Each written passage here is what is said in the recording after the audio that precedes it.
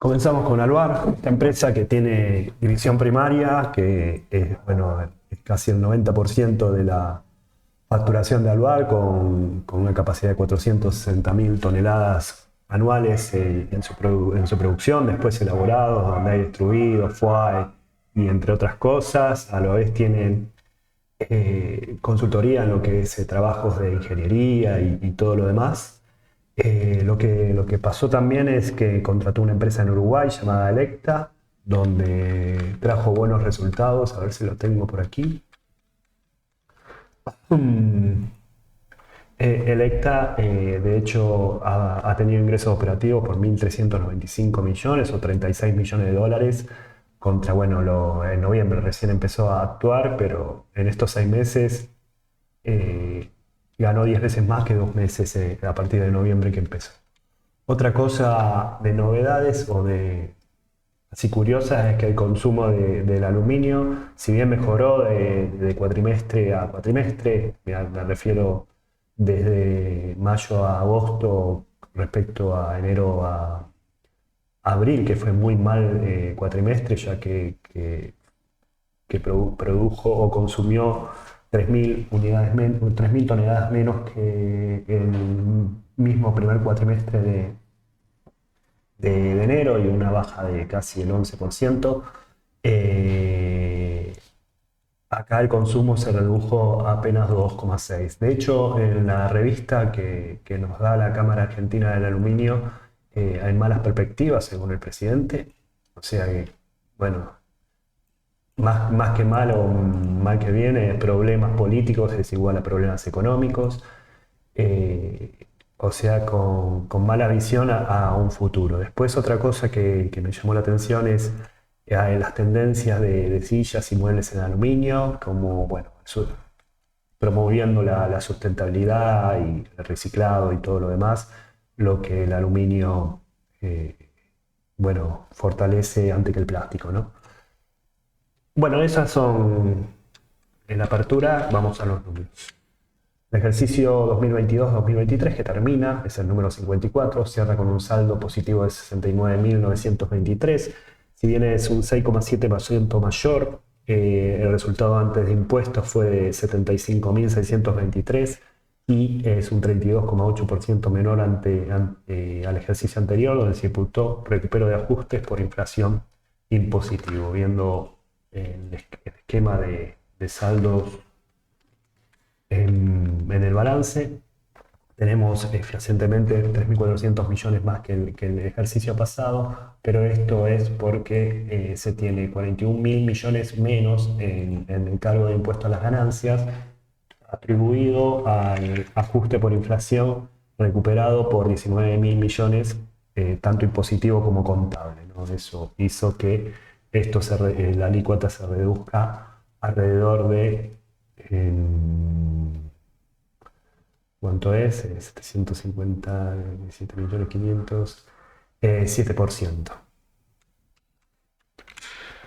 En el ejercicio se dictaron normas impositivas que tuvieron como consecuencia la acumulación de créditos fiscales que solo podrán recuperarse a largo plazo. Lo que hicieron fue declarar imputaciones de antemano, por eso la recuperación, y otros lamentablemente se licuan, como pasa en Agrometal, como pasa en las empresas y productoras.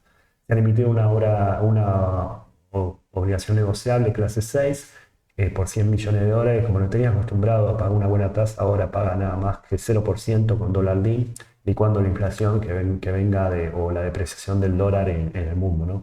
Y vence en abril de 2028. Se había emitido una serie 5 que era vencimiento del 2026, pero quedó anulada porque, bueno, extienden. De hecho, este ejercicio se han refinanciado algunas obligaciones negociables también.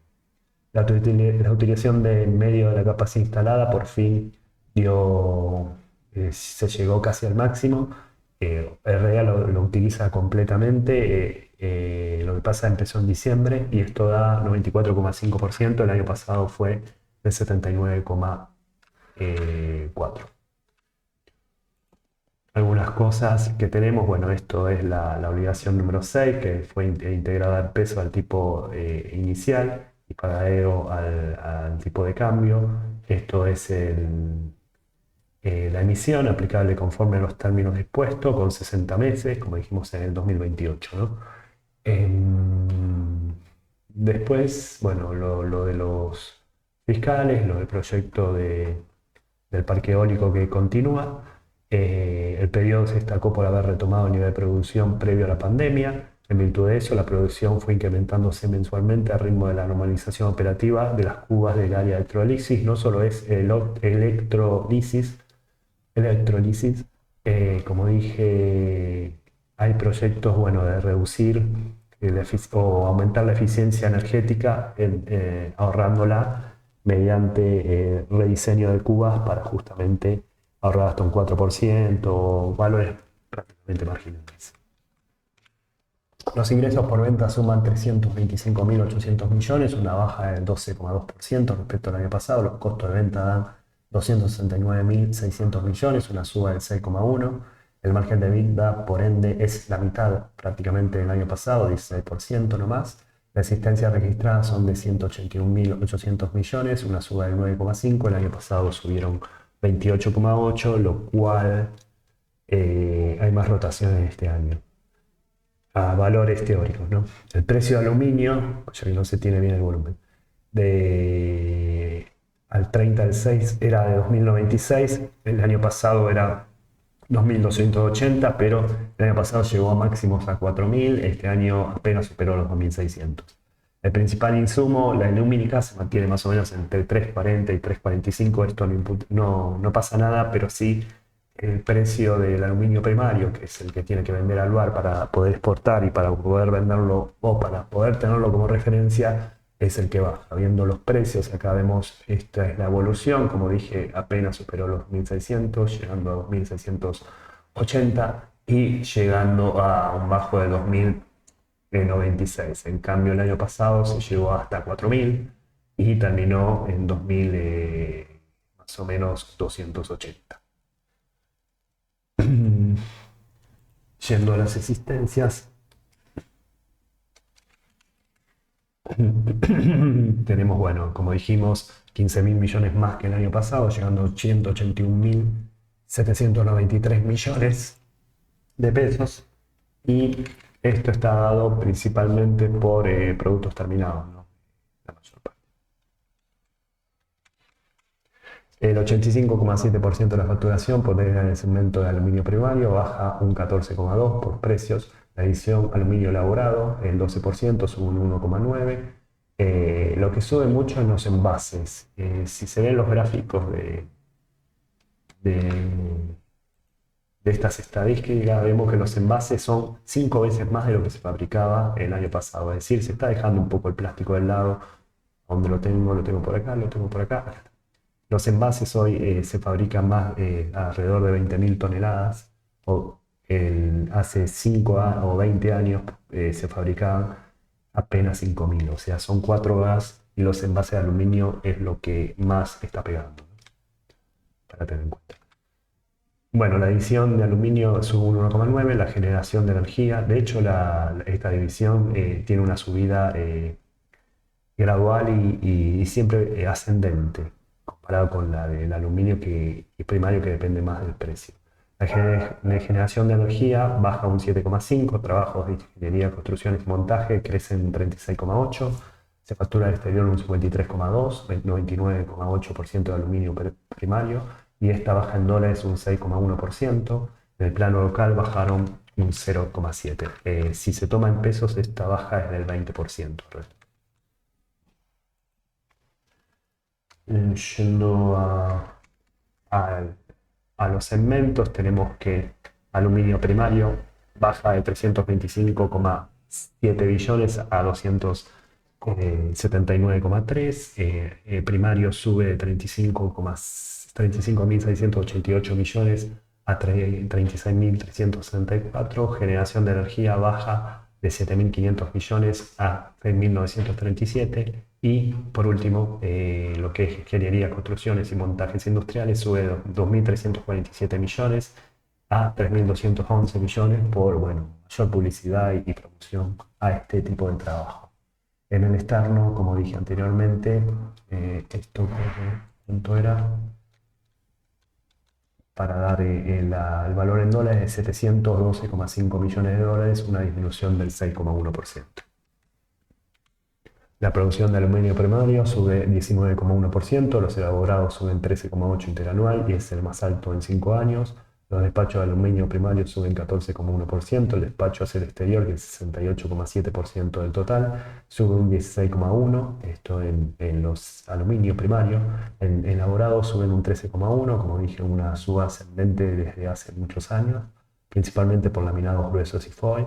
Se exporta el 1,4% de los elaborados, siendo un 79,7% menor, lo que no está teniendo mucho éxito la parte de elaborados de la exportación. No da pie con bola con esto.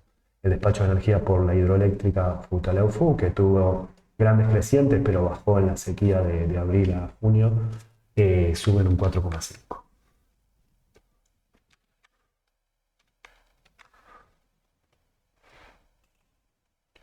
Bueno, tenemos la producción que crece en los últimos 4 años, después, cuando pegó la pandemia, sobre todo a principios del 2020 y fin del periodo 19-20. Está prácticamente parecido al periodo 18-19. En lo que es volumen de ventas, lo mismo, nada más que el 19-20 había empezado bien ese periodo.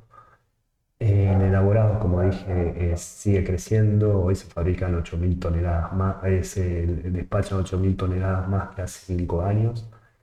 Volumen de ventas, en producción se producen. En volumen de venta lo mismo, 9.800 toneladas más que hace 5 años. Y esto por agrandar la capacidad en la planta de Abasto, provincia de Buenos Aires.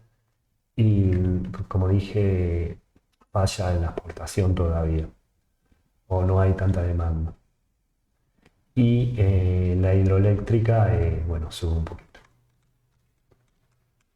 Los gastos por naturaleza dan 127.700 millones, un ahorro del 1,9.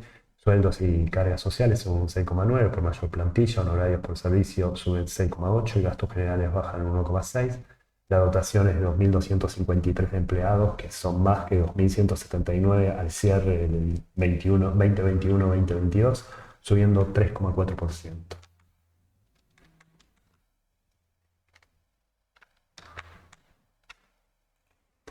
Los gastos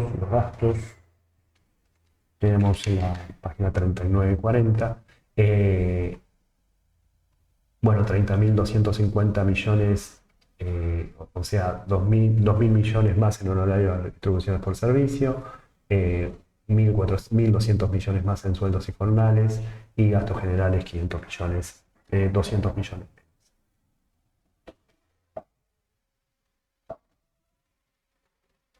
Lo que hubo, bueno, una baja en gastos de exportación por reintegros alrededor de 2.000 millones. Los saldos financieros acumulan un saldo a favor de 39.820, 83,4% mayor que en 2021-2022, por brecha positiva en el ajuste por inflación en torno a 36.000 millones. Los pasivos financieros dan 115.100 millones, siendo un 51,6% mayor al año pasado.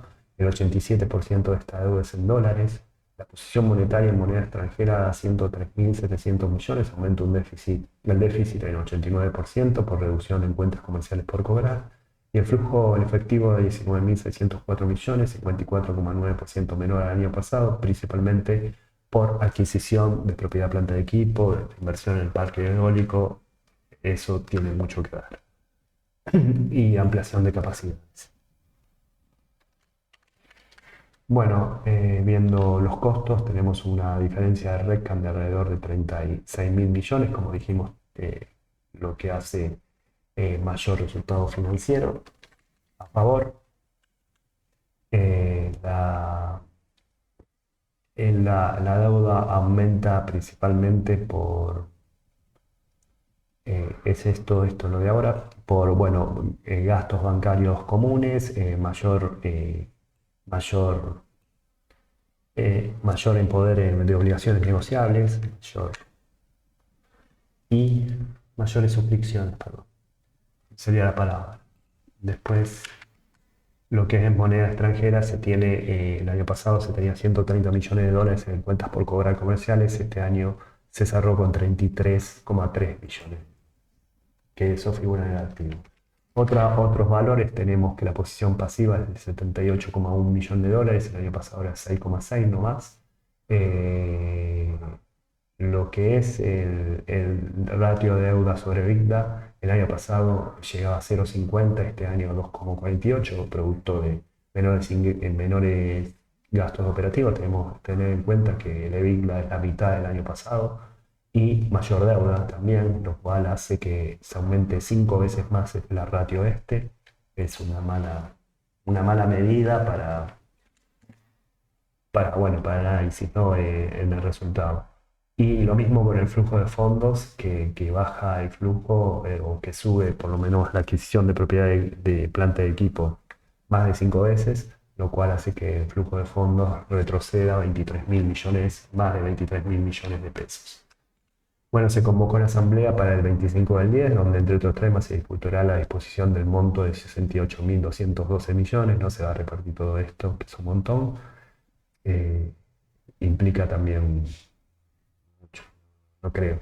Las exportaciones se están realizando sin inconvenientes, se ha tenido, bueno, barcos encallados por diferentes motivos, ahora está todo bien y no se espera un incremento sustancial del precio del aluminio, principalmente por la crisis en China y por la poca demanda o la menor demanda que hay ahí. China está en condiciones normales, por lo cual China es el principal exportador de aluminio, creo que abarca más del 60% del aluminio que se consume en el mundo.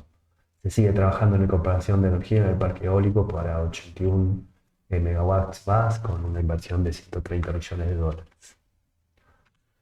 Bueno, la liquidez se mantiene en 2,92, la solvencia sube de 1,21 a 1,47, el valor del libro es 94, la cotización es 531,5, bastante diferencia, siempre tuvo históricamente mucha diferencia, así como el PER, que siempre fue más o menos superando los 20, nada que ver con considerar o con Ternium. La capitalización es 1.488,2 millones y la ganancia por acción es 24,61. No me gustó. Hasta luego.